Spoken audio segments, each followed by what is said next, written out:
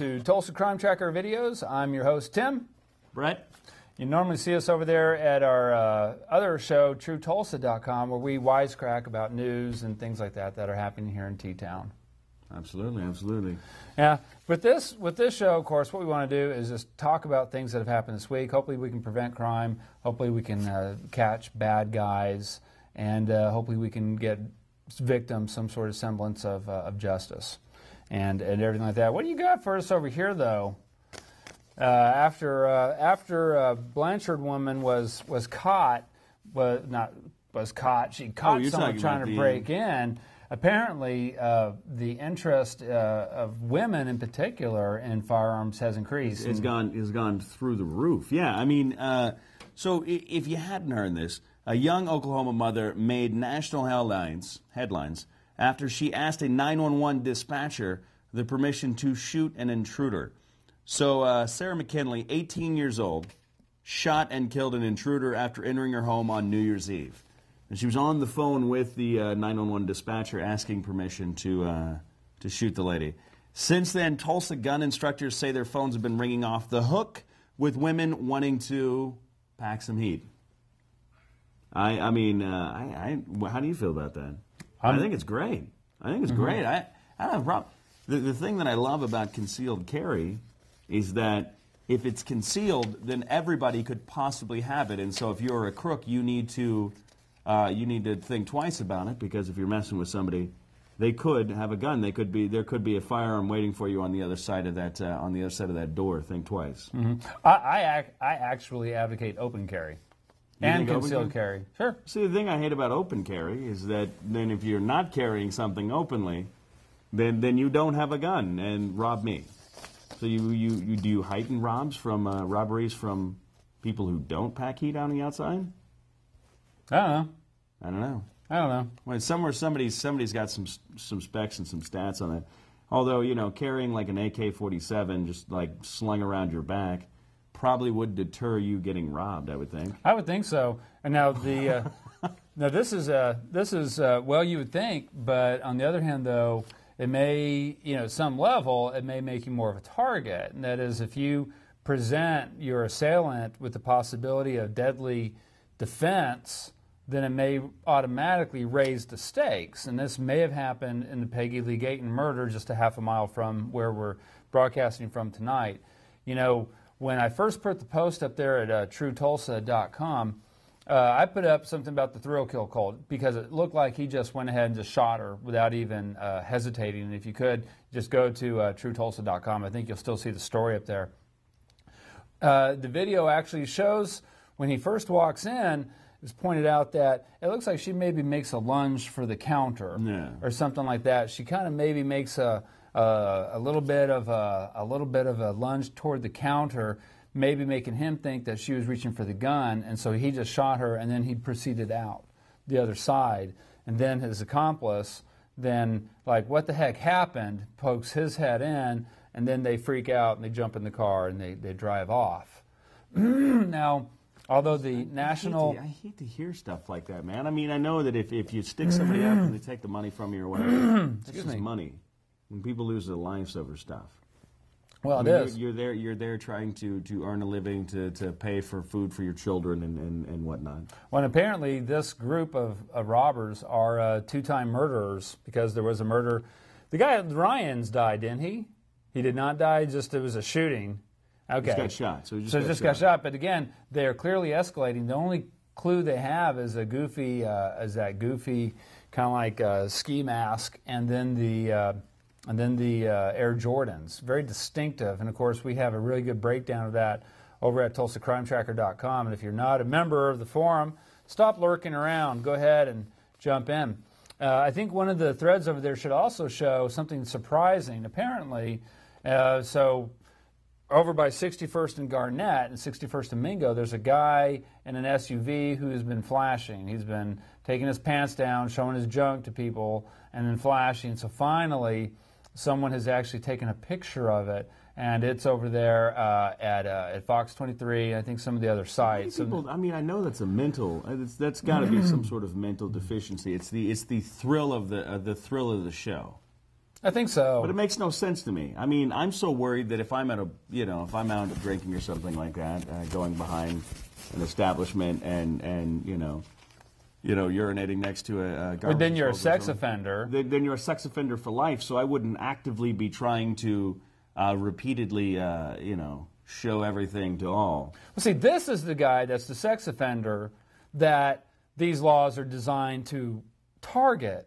Yeah. But those are not the people that the laws actually affect. The laws are actually enforced against these schleps down at Brookside or Cherry Street or downtown. And I don't understand that. I don't understand how officers in good faith could want to destroy somebody's life merely for urinating, behind a building or something like that.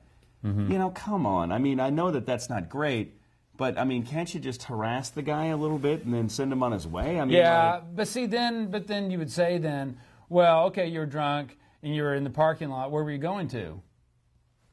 My car. Well, right? Then you've lost already. But in reality, though, a DUI or public intox is actually less damaging to your life on a first offense than the sex offender thing for life.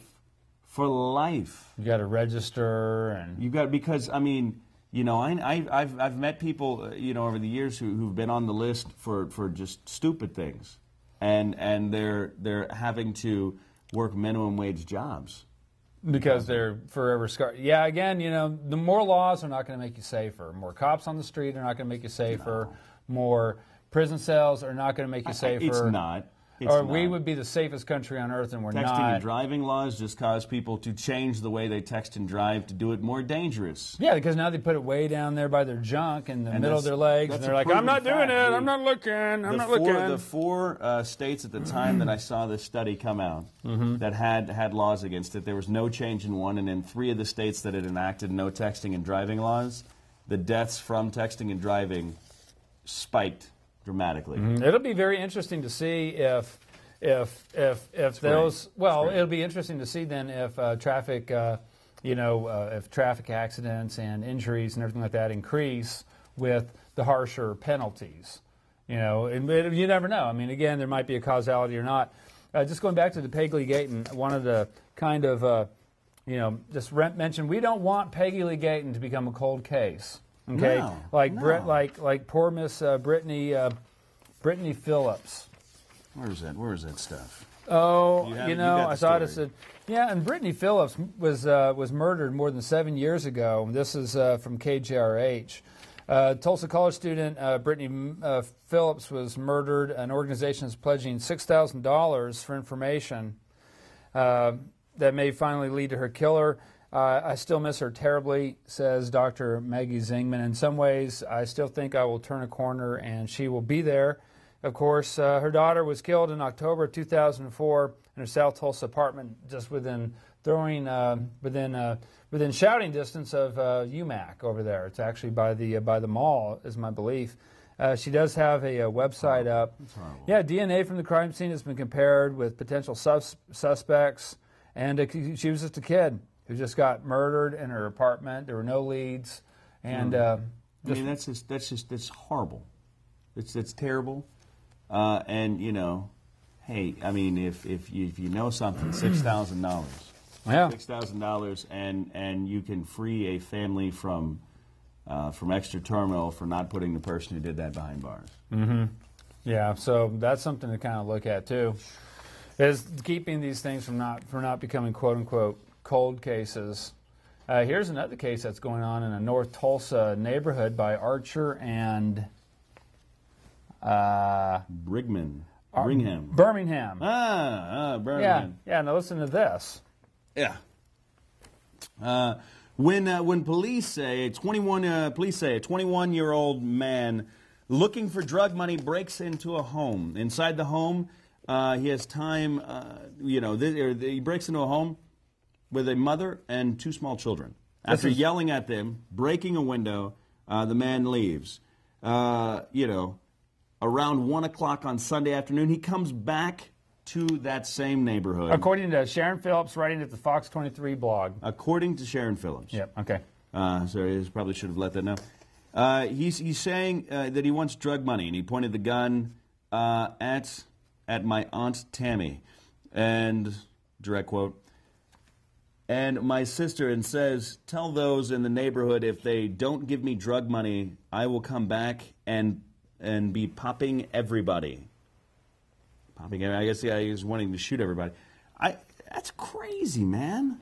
Well, I am unsure how that is a domestic situation. Yeah, sorry. The headline says, domestic situation is now a neighborhood problem. Because that doesn't sound like a domestic situation. That sounds like somebody's, terrorizing an entire neighborhood. Someone's crack dealer has it in his mind that someone over here owes him money, which is an entirely different thing. Oh, is that your read on it? Isn't that sort of my read on it? Because it's not like where you have a couple that are squabbling. No, and he's shooting out in the deal. I mean, my read, would almost the same thing. Like it sounds like a guy's needing money for or to buy drugs or because of drugs, and he's holding a whole neighborhood hostage. In a sense, holding them in some sort of Why does he think that they owe him money I for don't the know. drugs? Do you think he's just trying to get it from him? Perhaps trying to cause some sort of high robbery? I don't know, but I'll be back at 6 o'clock. Don't call the cops. Bull. Call the cops on that crazy psycho. Well, put this on your to-do list. So first of all, we have the to be on the lookout for. We have the dark SUV in South Tulsa.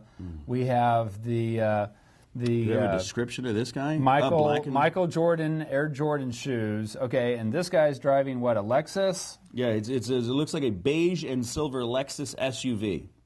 So if you see a beige and silver Lexus SUV, somebody driving it, asking you for money for drugs, call the cops. Well, yeah, and that's especially up there in the Midtown neighborhood of and they say it's sort of Midtown. I don't really consider that Midtown.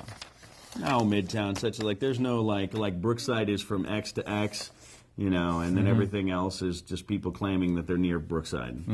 I don't think Midtown's not the same thing.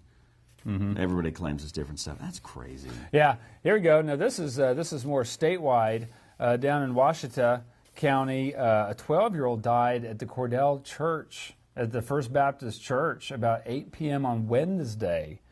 12-year-old Lane Madison and a 13-year-old boy got into a fight after youth service, according to Fox 23, and his carpeted concrete floor. He was taken to a hospital where he later died, and the state ME is going to give a cause of death later on. Again, we're surrounded by destruction and crime, and we are surrounded by, and the best thing is don't get involved in fights. I mean, you're at a church. A kind word turns away wrath. You wouldn't expect a fight to break out at the Baptist church any more than you would a prayer circle breaking out at a hockey game. Yeah, well, man, religion's been something people have fought over for years, but still. Especially kids, It's 12 years old. So sad, yeah. 12-year-old dead. Yeah.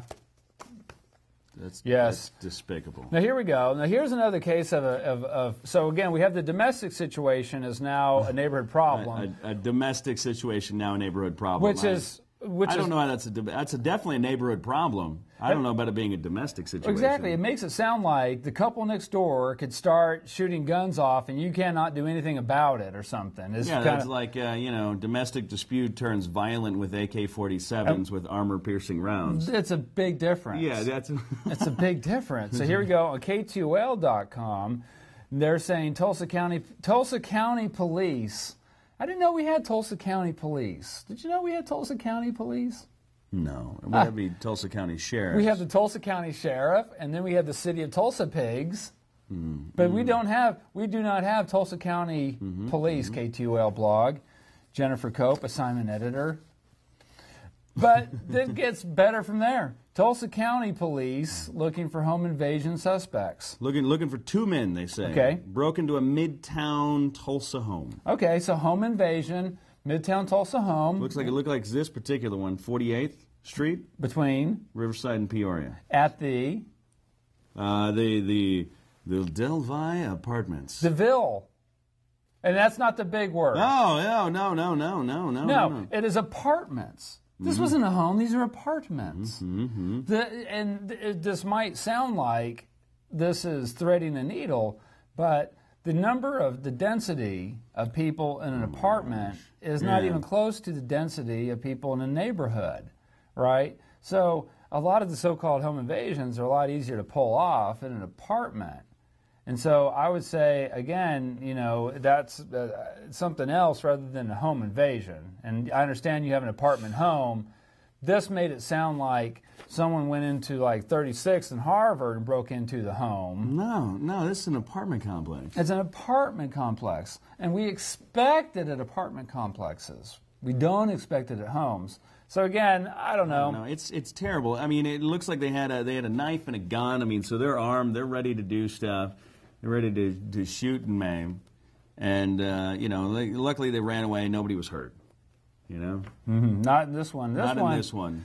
No, there have been three hits. Hopefully, I want to see more people get guns. I think it's the way to go.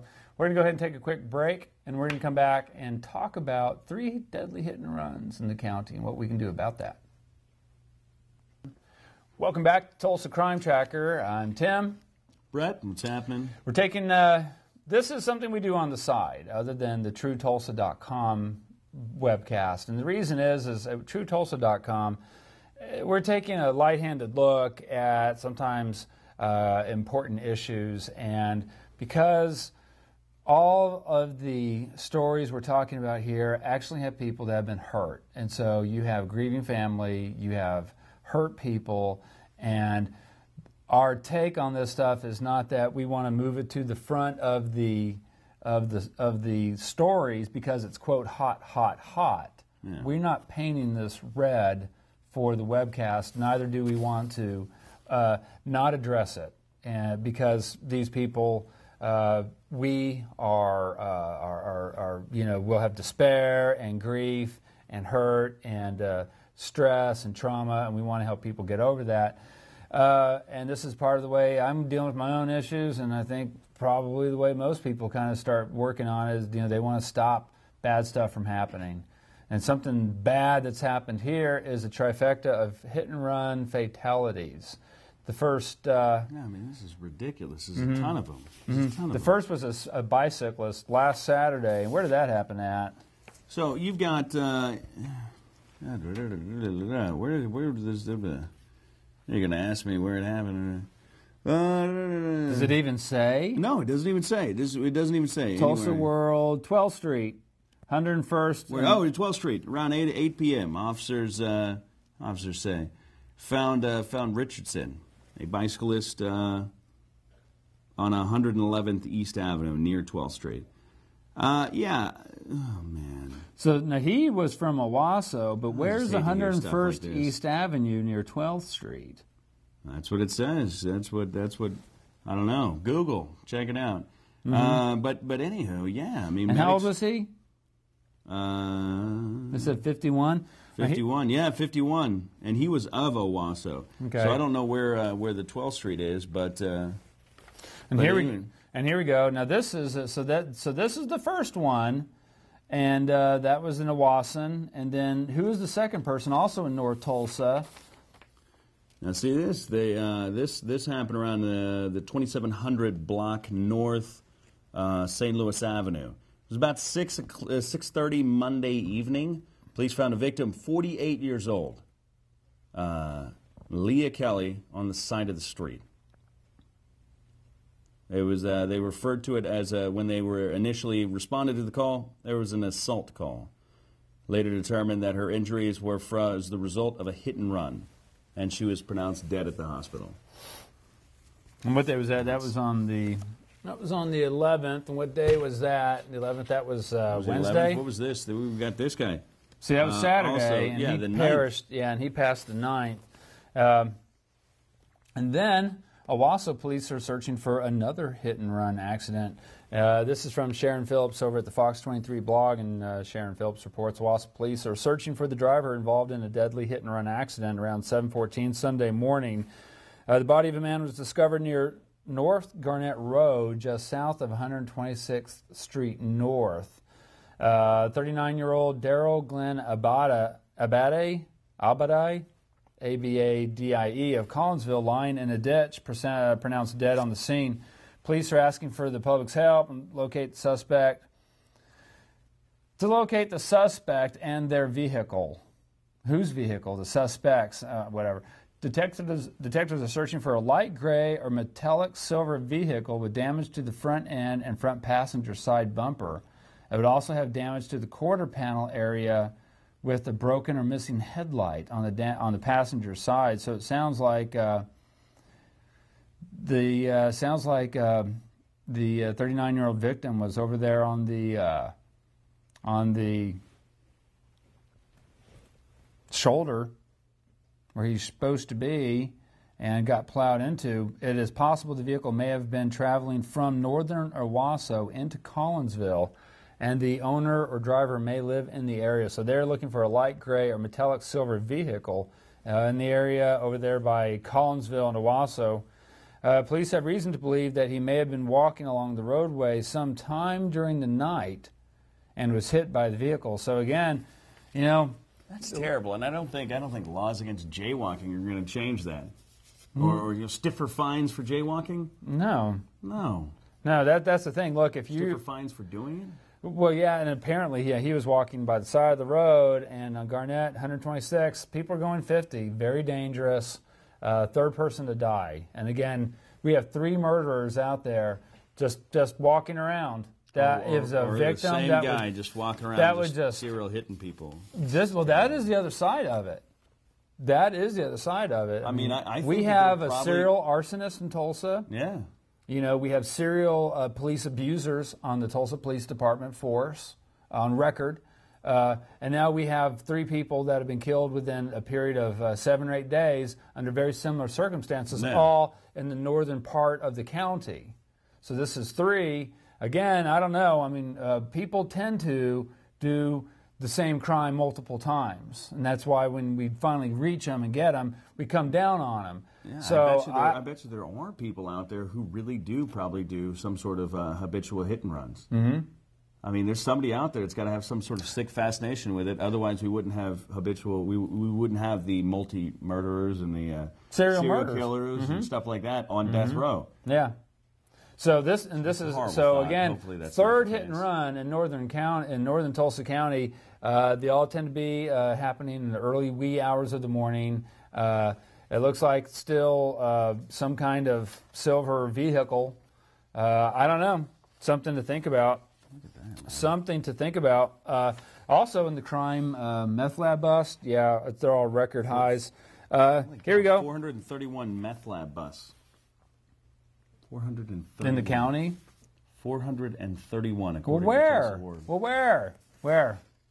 Well, now this is map discovered labs from 2008 to present. Yeah, so from 2008 to present, 431 meth labs. I'm so glad I don't mess around with methamphetamines. And I bet the former Tulsa Public Schools athletic director wished that she had not been snooping around on another employee's computer, because this person, Stephanie Spring, had 10 days to request a hearing after getting her firing letter on Wednesday. Spring and assistants Trish Pruitt and John Wheeler, according to Fox 23, are suspended with pay during an investigation. They violated the Oklahoma Computer Crimes Act by hacking into another employee's computer. More on official corruption here. According to the newson6.com, 2 Bartlesville police officers charged with assault and battery say they are not guilty. Russell Holstein reports out of Bartlesville. 2 police officers charged with assault and battery have pled not guilty. Stacy Neefus and Officer Sonia Worthington, that's Sonia Jean Worthington, 44, were charged following an investigation by the Oklahoma State Bureau of Investigation into an incident at a Bartlesville hospital on September 18, 2011. Court records show Neefus and Worthington were dispatched to the Jane Phillips Medical Center after a patient became combative. A witness told Bartlesville police officers both officers assaulted the patient while he was handcuffed. During a hearing Wednesday, that's going to make you feel big. Oh, beating up a guy who's handcuffed. Both Neefus and Worthington entered not guilty pleas. A judge set the next hearing for March 14th, so we're going to have to make a note of that, Brett. Both officers are on administrative leave as the cases move forward. Yeah, hopefully. Hopefully. Come on, seriously. Beating somebody who's handcuffed? Boy, I bet they're putting up a big fight. Oklahoma is #1 for reported incidents of police misconduct, according to the National Police That's got to be Misconduct. per capita. Well, per capita for sure. No, Tulsa is #3 per capita up there. Not statistically different than Los Angeles or New York in terms of. I just hate that because I know that there are cops out there who are good cops. I know that there's people who join the force to help people and to rid the streets of crime for their kids and their grandkids. And they just get corrupted. And I think and there's so many bad cops out there. Or cops that were good that turned bad just because of years of getting, putting up with horrible people. Mm-hmm. That you just turn into psychos like that. That's crazy. Well, that's it. And then they become they're asked to push the envelope a little bit more next time, a little bit more. Just accept this bribe. You know what? He's a good old boy. He didn't mean it. So overlook that. Overlook this. The individuals that we entrust with our safety and security get paid next to nothing to get shot at and treated like they garbage. get paid really well. And I tell you what, I don't ever want to hear anything about that. I mean, you're fine to go ahead and mention that. But my point is this, though. If you don't like it, don't do it. Okay. Well, sure. And B, but I'm saying that all they're doing is they're just looking at us as money bags to support them because they think if they work 25 years, then they get some sort of commie ticket where they don't ever have to frickin' work again, and we keep on working for them, and so they keep on giving us. I hate the whole thing. And for the cops that are out there that are doing the good beat, and I appreciate the work that they do, but for the ones that are out there doing stuff like that, no.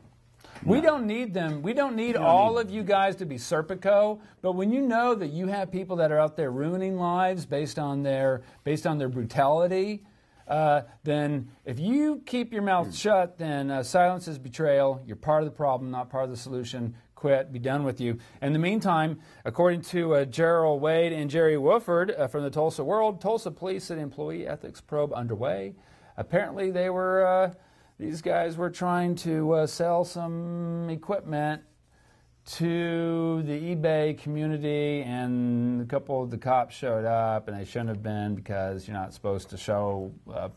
Anyway, it's not a big deal, but if you want to, go Tulsa Police City Employee Ethics Probe underway. And then, of course, my biggest story, the thing that just makes me sick to my stomach. And I hope this. Broken Arrow cop suspended after rape allegation. Newsonsix.com on the 13th reports a Broken Arrow police officer has been suspended with pay after a woman accused him of rape. Tulsa County Sheriff's Office is handling the investigation and served a search warrant at the officer's home Thursday night. The woman says she had known the officer for a short time and got together with him when he was off duty. She says she does not remember anything until the next day and believes she may have been drugged. The officer has not been arrested or charged. So, casino or no casino, that's kind of remarkable. Broken Arrow cops have a really good reputation for being really decent people. Actually, I was going to say, Broken Arrow cops normally tend to have the better reputation. They really do. So this is really shocking. I really hope that that's not the case. But just like any other profession, there's probably people out there who would take advantage or come up and date rape somebody or anybody else. Yep. Here at Tulsa Crime Tracker, we have news you can use. Do not refuse to sign up on the TulsaCrimeTracker.com forum. If you have insights, keep your cameras going. You're going to catch a criminal. Watch America's Most Wanted, linked up on thetulsan.com. Be safe. Carry some heat. Watch your back, because no one else is. And I think that's about it. What else can we say? Stay safe. If you're not packing heat, look like it. There you go.